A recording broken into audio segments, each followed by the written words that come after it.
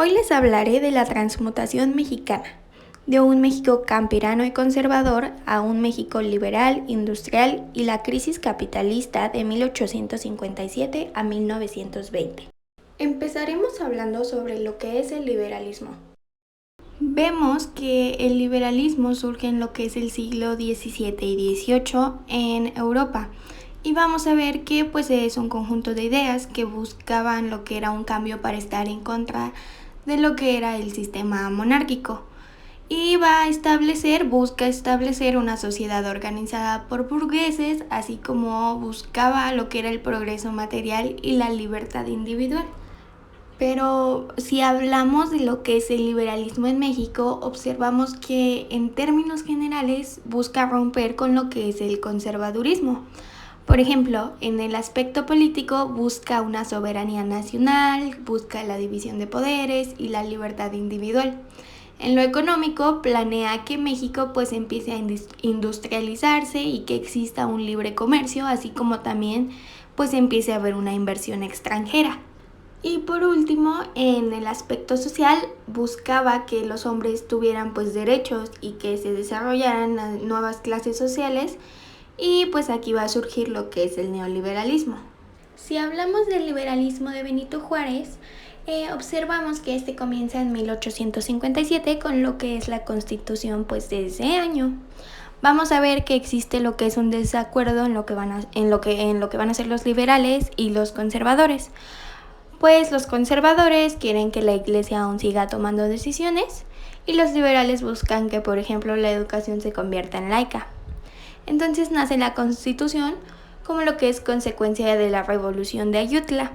En esta pues se derroca a lo que es el general Santa Anna y comienza lo que es el periodo liberal de la generación de Reforma. El liberalismo de Benito Juárez significa lo que es la consolidación del proyecto de nación, que esta tenía como forma de gobierno pues un sistema democrático y federal. Además, sus estados fueron declarados como libres y soberanos. Y se reconoció lo que fue la división de poderes y va a contener artículos de un pensamiento que es pues muy liberal. Y esto lo vamos a apreciar en lo que es la defensa que hace a los derechos del hombre. Por ejemplo, desde la libertad de expresión, en ese entonces que era señalada como inviolable libertad de escribir y publicar escritos sobre cualquier materia. Y también empezó a marcar lo que era la prohibición de castigos corporales, como era la mutilación. Observamos que Benito sostenía que en la República Mexicana todos nacían libres y que si venía, por ejemplo, algún esclavo que llegara de algún otro lugar, automáticamente recobraban pues su estado de libertad. También decía que todo hombre era libre para abrazar la profesión o la industria o el trabajo que él quisiera y que mientras fuera útil y honesto y así aprovechara sus productos. También implementó lo que fueron las leyes de reforma. En general lo que las leyes de reforma pues buscaban era separar las atribuciones políticas de lo que era la iglesia. La idea era mantener pues una relación cordial entre ambas, pero que no influyera la iglesia sobre el otro. Por otro lado, también buscaba lo que era la nacionalización de los bienes del clero. Este fue uno de los golpes más frustrantes para la iglesia, pues en este periodo los clérigos gozaban de ganancias externas por el manejo de bienes raíces y demás negocios ajenos a lo que era la actividad religiosa. Por ejemplo, de los cementerios y las fiestas cívicas se creó lo que era una ley en la cual se extendían derechos al Estado para intervenir en lo que eran asuntos civiles, como el tratamiento de lugares mortuorios, así como también pues para establecer fiestas oficiales como lo eran bodas, y de las cuales las actividades antes siempre se encargaba de ellas pues lo que era la Iglesia Católica. Y por último, también vemos que se declara lo que es la promulgación de la libertad de culto. En esta se deslegitima completamente a la Iglesia Católica como la única y verdadera creencia que había aquí en México. porque al ser así hacía que se le quitara cierta libertad de expresión a las personas que tenían alguna creencia diferente. Vemos que otro gran aporte para el liberalismo de Benito fue lo que es la Ley Orgánica de Instrucción Pública en el distrito. Esta fue promulgada en diciembre de 1867 y esta ley marca lo que es un gran avance en el sistema educativo mexicano. Vamos a ver que en ella se establecen ciertos puntos. Se establece lo que es la instrucción primaria como obligatoria y gratuita. También crea lo que es la instrucción secundaria para el sexo femenino. Establece diversas instituciones de educación superior y crea lo que es la fundación de la Escuela Nacional Preparatoria. También vemos que él va a generar lo que son relaciones internacionales con diferentes países como lo que fue Alemania, Italia, así también con España, Francia e Inglaterra, y se da con Estados Unidos lo que es la política respetuosa.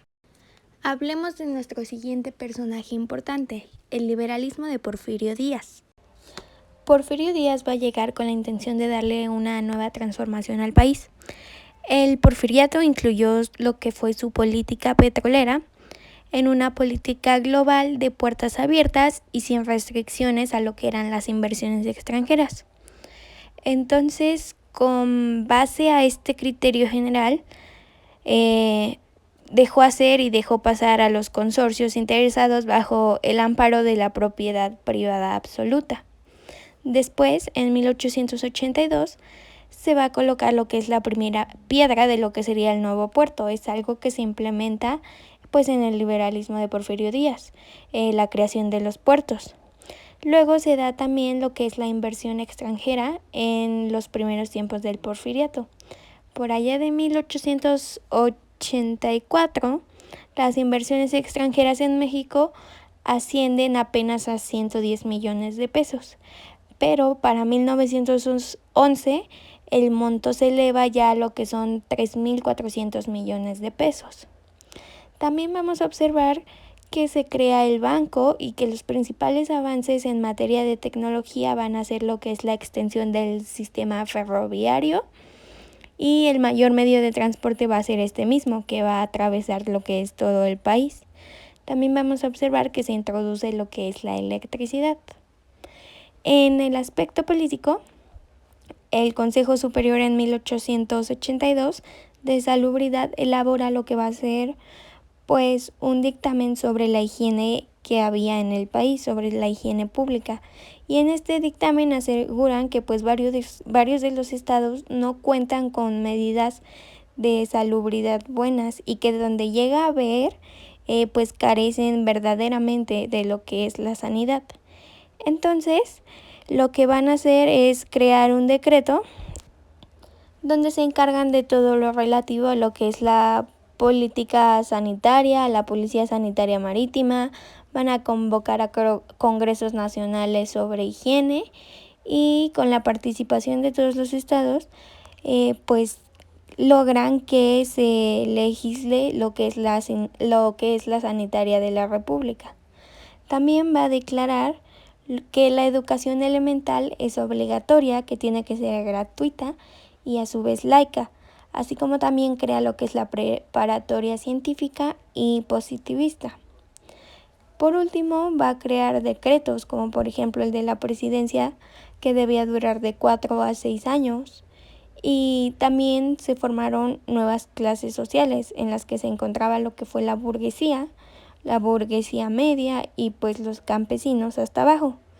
Observamos que existe una polaridad social resultante de las fuerzas antagónicas por naturaleza dentro de un agregado social y que en su oposición tienden a mantener el equilibrio de ese conjunto. Y esto nos lleva al siguiente tema, nombrado Proyecto Liberal a la Mexicana para modernizar a México. En este hablaremos un poco del gobierno de Porfirio Díaz. Vamos a ver que todo esto inicia cuando Benito Juárez quiere reelegirse y Porfirio no está de acuerdo. Es por esto que lanza lo que es el Plan de Noria y el de Tuxtepec. En el de Noria, pues es un movimiento político-militar dirigido por Porfirio Díaz, en 1871, y este es para impedir que Benito Juárez pues quiera reelegirse, lo que en opinión del Díaz era violar pues el espíritu de la Constitución de 1857. Después lanza el plan de Tuxtepec. Fue una declaración que buscaba destituir el gobierno de Sebastián Lerdo de Tejada, y lo anunció el 10 de enero de 1876 y lo elaboró en el municipio de Villán, Tuxtepec, en Oaxaca. Así, con estos planes se abre paso a lo que es la consolidación de la burguesía, los cuales fueron ganando importancia pues gracias a la acumulación de capitales y también de propiedades, lo cual a menudo esto significaba que pues muchas familias burguesas se ennoblecieron e incluso accedían a cierto poder pues político local. Y como ya lo mencionamos antes, se genera el favorecimiento también del capital extranjero y existe un progreso material, un servilismo y la polaridad social, como ya lo habíamos dicho antes, pues la creación del ferrocarril, que llega la electricidad, entre otras cosas. Después va a surgir lo que es el régimen antidemocrático, que va a traer un gobierno corrupto, viejo y anejo. Y este va a rechazar pues lo que es la democracia como la forma más adecuada para tomar decisiones dentro de pues del gobierno de Porfirio Díaz. Y Porfirio nos va a mencionar que no hay reelección y crea una represión, dando así entrada a lo que es la ley Mordaza. Esta ley Mordaza establecía que cualquier periodista podía ser aprehendido, encarcelado y enjuiciado por denuncias de cualquier ciudadano. También esta ley decía que pues no se iba a respetar los estándares internacionales de derechos humanos y buscaba dañar pues la libertad de expresión, de informar o de reunir información pacífica. Todo esto lo iba a recriminar. Al último vemos que pues se genera una consolidación religiosa. Por ejemplo, vemos que Porfirio Díaz, como presidente y miembro del Partido Liberal, otorga garantías a las sociedades protestantes que aprovecharon el crecimiento y la estabilidad del país para asentarse en México y pues fundar sus propias comunidades y religiones. Entonces ellos en este periodo se afianzaron en el territorio nacional y la Iglesia Católica se vuelve a hacer fuerte y pues asegura de nuevo su posición hegemónica en lo que fue en México. Así que recuperó cierto poder pues la religión. Después, en el gobierno de Porfirio se va a dar lo que es el latifundismo. Este se da en 1883 con lo que es la ley para colonizar. La primera de estas leyes fue la de diciembre de 1883, en la cual pues autorizaba a colonos y extranjeros a denunciar tierras baldías y construir compañías deslindadoras ahí. Estas compañías recibían un pago de 1/3 de las tierras deslindadas y gozaban de un derecho de opción y tarifas preferenciales para comprar lo que era los otros 2/3 que se le otorgaba a los inmigrantes. Y pues ahí había lo que era el transporte y elementos agrícolas como incentivo para que iniciaran la producción en el país. Esto obviamente le convenía a Porfirio. Y con todo esto de las compañías, pues decía que pertenecían a individuos y al capital extranjero y destinaban las tierras al desarrollo de lo que era la producción industrial, minera y agrícola, bajo la protección de la ley que pues él había creado. Entonces con esto se declaran pues numerosos predios como baldíos y la mayor parte de ellos pues no eran baldíos, pertenecían a comunidades indígenas y la única forma que ellos tenían de defender sus tierras era comprobando pues que era de ellos a través de papeles. Pero como había una inexistencia pues de estos documentos, entonces lo que hacían era desalojar a las comunidades. Y con esto llegamos a la parte autocrática del gobierno de Porfirio, la cual se basaba en una dictadura castrense, que era una forma de gobierno autoritario en la cual pues instituciones ejecutivas, legislativas y judiciales eran controladas por las Fuerzas Armadas que impiden cualquier forma de control, ya fuera democrático o fuera social. Vamos a observar que en su gobierno pues había represión. La represión contra periodistas, contra escritores e intelectuales era algo que se daba mucho en las ciudades, pero Porfirio Díaz también pues atacaba a las personas que vivían en el campo. A lo largo de todo el porfiriato pues hubo decenas de levantamientos y de rebeliones campesinas e indígenas que obviamente fueron reprimidas con violencia por parte del gobierno. Ahora bien, todo esto nos lleva al siguiente tema, que es la crisis del porfiriato, la cual es fraccionada en las siguientes etapas. Primero, inicia con lo que es el maderismo. Algunos historiadores señalan que la rebelión encabezada por Francisco I. Madero dio inicio a la Revolución Mexicana. Su meta esencial era pues el fin de la dictadura por medio del sufragio efectivo y la no reelección. La publicación de la sucesión presidencial en 1910 creó en el país un clima de expectación, ya que mientras Porfirio Díaz, con sus 80 años de edad, preparaba su séptima reelección, Francisco I. Madero pues era hijo de un rico hacendado en Coahuila y era de ideas democráticos. Él se manifestaba abiertamente contra la dictadura porfirista. Entonces Madero organiza el partido antirreeleccionista e inicia una campaña electoral por todo el país. Con esto, la fuerza política de Madero creció y Díaz lo que hace es encarcelarlo en San Luis Potosí y se declara ganador de las elecciones. En la cárcel, Madero redacta el Plan de San Luis y mediante le llamó a una rebelión armada para el 20 de noviembre de 1910.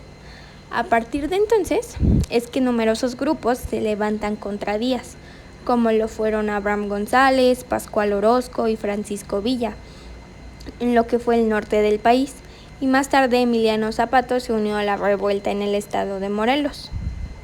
Díaz renuncia a la presidencia y poco después lo que va a hacer es abandonar el país. En 1911, Madero entra triunfante a lo que es la Ciudad de México y en ese año fue nombrado presidente de la República. Durante el breve gobierno que él tuvo, pues hubo enfrentamientos por diversos intereses políticos que había.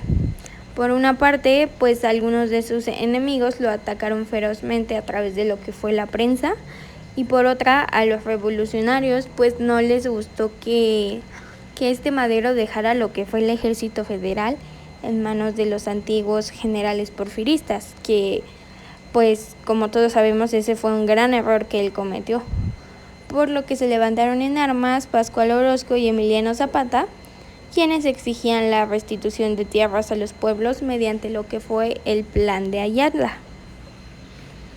Entonces, aprovechando todo este caos que había en la política, Félix Díaz, quien es sobrino de Porfirio Díaz, y Manuel Mondragón, se levantan en armas en lo que es la Ciudad de México.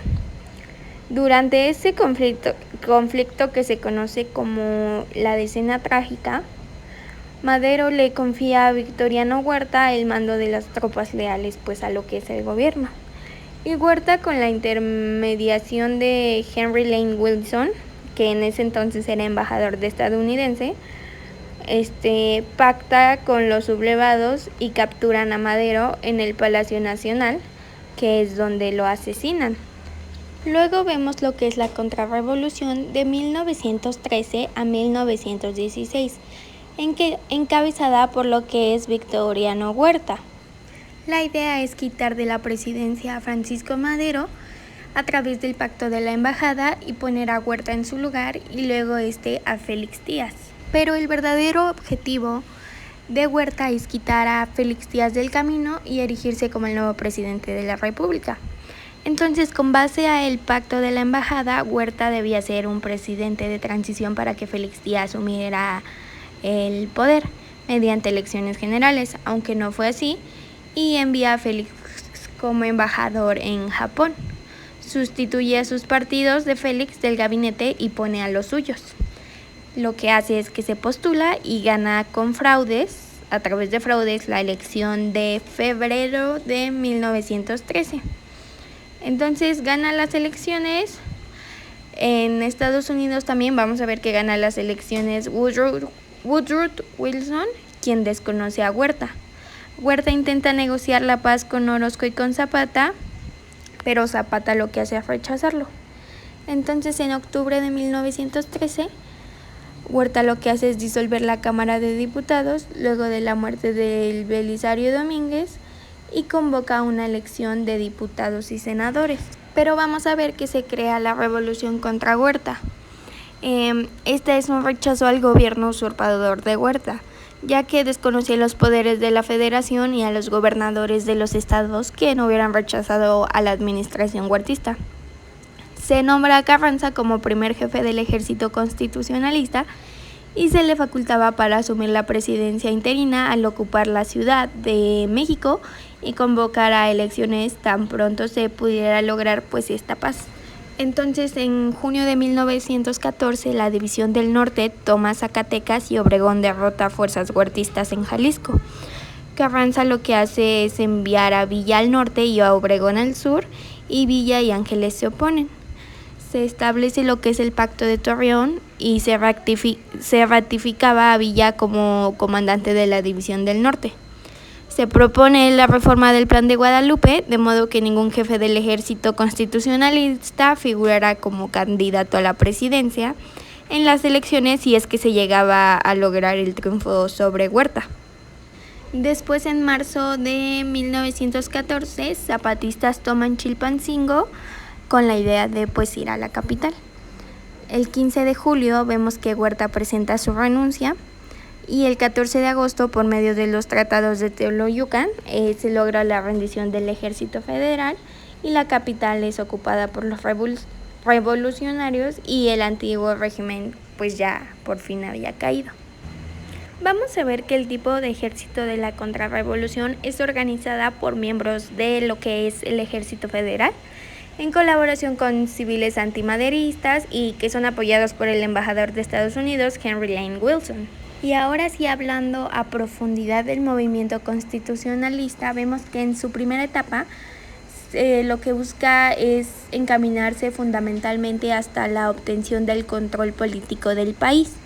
Esto mediante la lucha armada en contra del ejército federal y sumiso al gobierno que era de Huerta. Pero pues ya en esta etapa encontramos las primeras manifestaciones en pro de la transformación de movimiento hacia el logro de las reivindicaciones sociales del pueblo mexicano, tales como fue la ley agraria promulgada por el gobierno provisional de Durango y el reparto de tierras llevado a cabo por el general Lucio Blanco en agosto de ese mismo año, de 1913.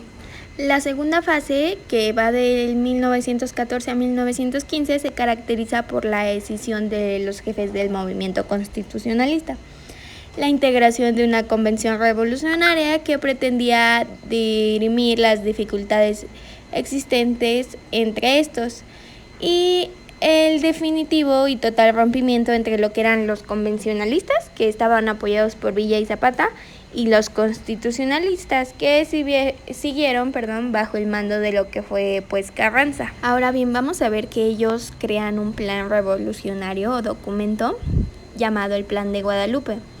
En este se expresaban las ideas de Carranza, que era desconocer al general Victoriano Huerta como presidente.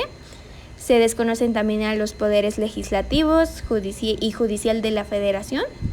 Y se nombra como primer jefe del ejército a lo que es a lo que se le va a llamar constitucionalista al ciudadano Venustiano Carranza.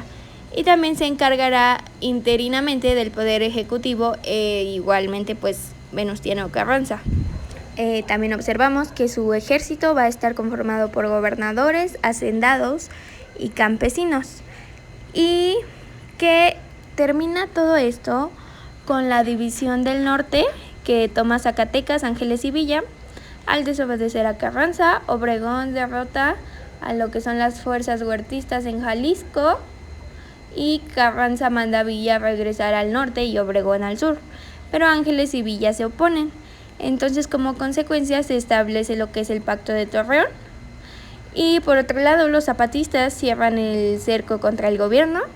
El ejército liberador del sur se fue fortaleciendo desde lo que fue finales del 1913 a 1914, y así logran tomar Chilpancingo y se proponen llegar a la capital. El 15 de julio, Huerta presenta su renuncia al Congreso y huye. Y el 14 de agosto, por los tratados de Teloyucan, se logra la rendición del ejército federal y la capital pues es ocupada por los revolucionarios. ¿Qué significa todo esto? Que el antiguo régimen por fin cae, dando entrada a lo que es la etapa convencionalista. Uno de los objetivos principales de la convención era unificar a las facciones revolucionarias antagónicas, lo cual no se cumple en su totalidad. Y otro de sus fines es precisar los fines y alcances de la revolución, y con ello construir las bases de una convivencia social que sea progresista. La convención se declara soberana y elige al general Eulalio Gutiérrez Ortiz como presidente de la República y nombra a Villa comandante del ejército convencionalista, que pronto se va a enfrentar a lo que es al ejército de Carranza. Villa y Zapata entran a la Ciudad de México en diciembre con un ejército de 60,000 hombres, mientras que Carranza y sus seguidores pues se trasladaban a Veracruz.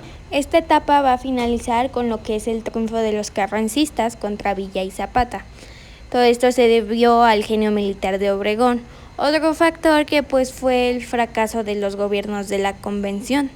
También influye lo que es la férrea posición de Carranza y de los seguidores que lo apoyaban. Las batallas decisivas contra los villistas pues se libran en lo que es Celaya, mientras que Pablo González derrota a los zapatistas que rodeaban el Valle de México y toma la capital el 2 de agosto. Carranza no quiere establecer en la Ciudad de México pues una victoria total, y finalmente en abril de 1916 restituyó los poderes federales en lo que es la capital del país. La vida de los revolucionarios que participan aquí pues en el convencionalismo, que son Emiliano Zapata y Villa, terminan a manos de los carrancistas. Sus ejércitos son mermados y derrotados. Al final Carranza pues se convierte en presidente en 1917 y 2 años después Zapata es fusilado. En abril de 1919, el coronel Jesús Guajardo cita al caudillo del sur en una hacienda de Chinameca, Morelos, y ahí es donde ordena su asesinato. Por otra parte, Villa es emboscado y asesinado la tarde de julio de 1923, cuando se dirigía a una fiesta familiar en Chihuahua. Así es como termina esta etapa y nos lleva a la siguiente, que es el gobierno constitucionalista. Va de mayo de 1917 a mayo de 1920. Para iniciar esto vemos que a finales de 1916 pues la posición de Carranza ya se había consolidado en casi todos los estados de México. Entonces pues como que ya había llegado la hora de legitimar la revolución y aprobar pues lo que era una nueva constitución, elegir un presidente. Entonces por lo tanto en noviembre se invita a lo que es la nueva clase política mexicana, que en su mayoría estaba compuesta por la clase media. Se les invita a una convención constitucional en Santiago de Querétaro, aquí en México. La mitad de los asistentes habían asistido a la universidad y tenían títulos profesionales, y solo el 30% había participado directamente en lo que era la revolución. Todos eran jóvenes, ambiciosos y relativamente pues apolíticos. Entonces Carranza pensó que la nueva constitución sería como la de 1857, pero la mayoría de los delegados eran liberales del siglo XX, considerados pues radicales en México. Entonces con todo esto y pues al aproximarse lo que son las elecciones presidenciales, Carranza inclinó por un civil como su candidato. Esta decisión enfrentó a los generales del ejército con Carranza, especialmente a Álvaro Obregón y a Pablo González, que confiaban en suceder al jefe constitucionalista. Esta rebelión se inicia en Sonora y fue el comienzo de un levantamiento del cual hablaremos más adelante contra Carranza, que se ve obligado a dejar la capital del país. Y bueno, antes de que él deje, para la organización del ejército constitucionalista durante el desarrollo, Venustiano lo que hace es emitir ciertos nombramientos y órdenes acordes para la integración del ejército realizado en lo que es el cuartel general de Monclova, en el que se ordenó la creación de 7 cuerpos de ejército, los cuales se conformaron por regiones del país. Estos estaban en Zacatecas, Aguascalientes, San Luis Potosí, Hidalgo, Jalisco, Puebla, Morelos, entre otros. Y toda esta etapa va a finalizar cuando Venustiano Carranza llega con un pequeño grupo de leales a lo que es Tlaxcalontongo. Entre las 3 y 4 de la tarde es que llega a este lugar, un 21 de mayo. Pero en la madrugada, todo esto se da en 1920. En la madrugada, un grupo de hombres armados, encabezados por Rodolfo Herrero, disparan sobre la choza donde estaba Venustiano Carranza y así se genera su muerte y se le da fin a esta etapa. Una vez que finaliza esta etapa, ahora sí comienza la que se le considera la última de esta Revolución Mexicana, que pertenece a lo que es el Grupo de Sonora, que va de 1920 a 1928, 34 aproximadamente. Esta va a estar encabezada por lo que es Adolfo de la Huerta, Álvaro Obregón y Plutarco Elías Calles.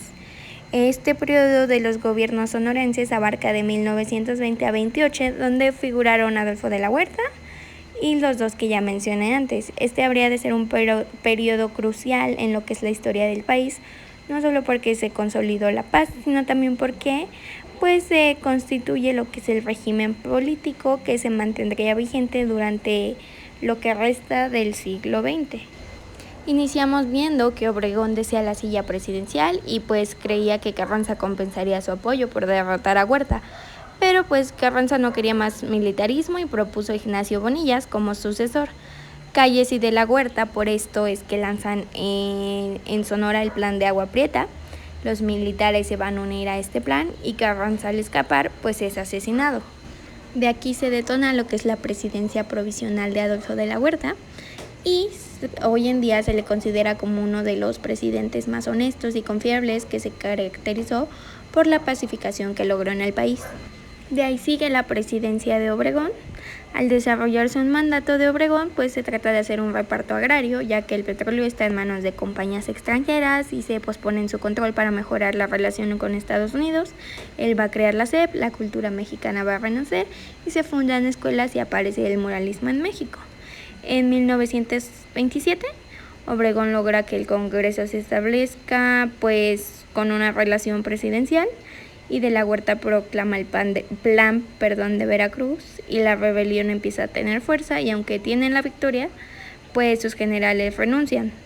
De aquí continúa lo que es la presidencia de Plutarco Elías Calles. Este periodo está marcado por una política anticlerical.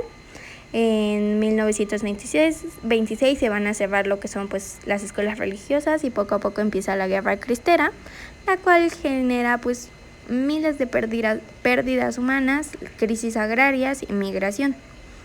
Se moderniza y reconstruye lo que son las instituciones del país y se termina de construir las vías de ferrocarriles, así como se exalta el deporte y se lucha contra el alcoholismo.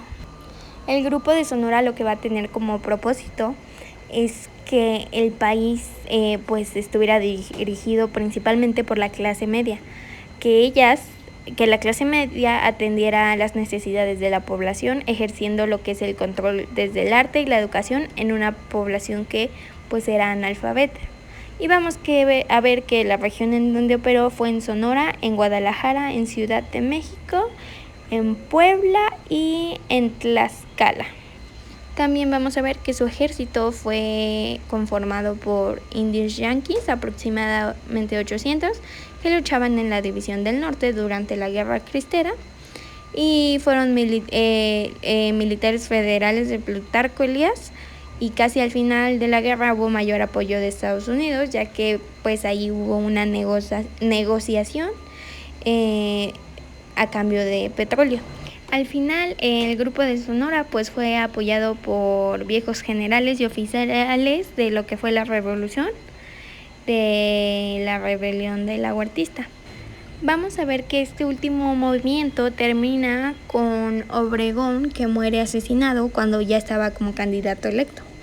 Los orígenes del asesinato jamás se conocieron. De la Huerta, por su parte, huye del país luego de que su rebelión fracasó, y Plutarco Elías Calles es exiliado del país por la persona a quien había confiado su sucesión, Lázaro Cárdenas.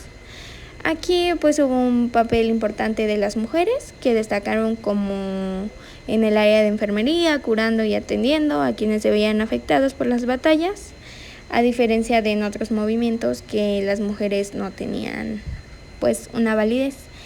Esta etapa final de estos gobiernos la constituyeron el Maximato y la designación del general Lázaro Cárdenas del Río para ocupar ahora sí lo que fue la silla presidencial.